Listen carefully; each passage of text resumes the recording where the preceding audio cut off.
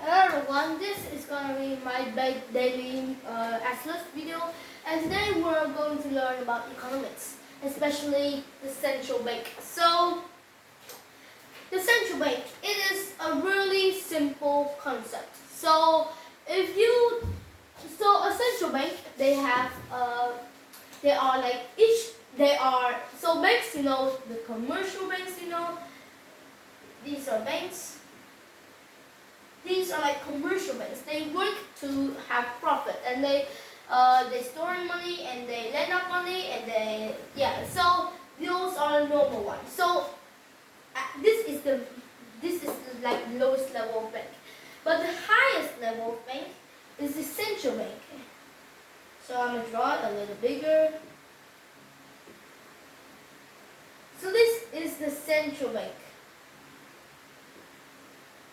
So the banks here, the commercial banks here, they are commercial and stuff. But the central bank, they are in charge. They are in charge of a whole economy. For example, USA. So the USA only have one central bank. So a country have one central bank, and what does the central bank do? So the central bank here, because it's so almighty, it's obviously dealing with macroeconomics, not micro. Micro for the normal banks. So what are the goals of central banks? So the primary goal of central banks is to control. Now this is really broad term. So what do it control? It controls the finance of the economy, it controls the prices, but more importantly, it controls the inflation. And why is inflation? Because the central bank is the only bank that is allowed to print money. Is the only bank who can print money and issue all the federal banks to print money. So they control inflation by they printing, or they are balancing the national money supply. I've talked about money supply before. So the money supply is like the amount of money in the economy. So if they print too much money, it leads to really high prices.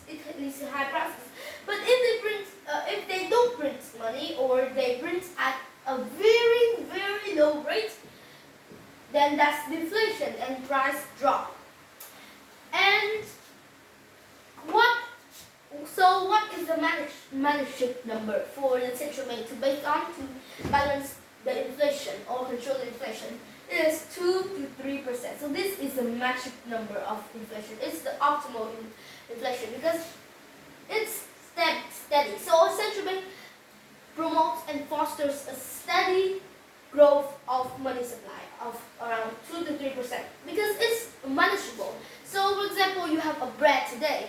It's so 2 to 3% annually, not like daily, because that will be another problem, another scenario. But if it is 2 to 3% annually, so you can buy bread for $1 this year. Next year you buy bread for $1.03. It's manageable. It's not that big of an exchange, right? So it's manageable. But if they go below or they go over, that's overinflation and deflation. So overinflation, prices reach the skies. The prices change but increase. So people now don't have money to buy the goods.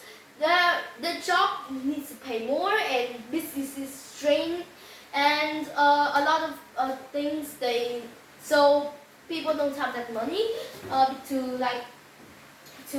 buy that much of money of an increase in their goods and prices. But if it's inflation, money drops, prices drops, job wages also drop. So those are really bad things. So 2 to 3% is the perfect point. So that is the end of my video. Thank you for listening. Bye.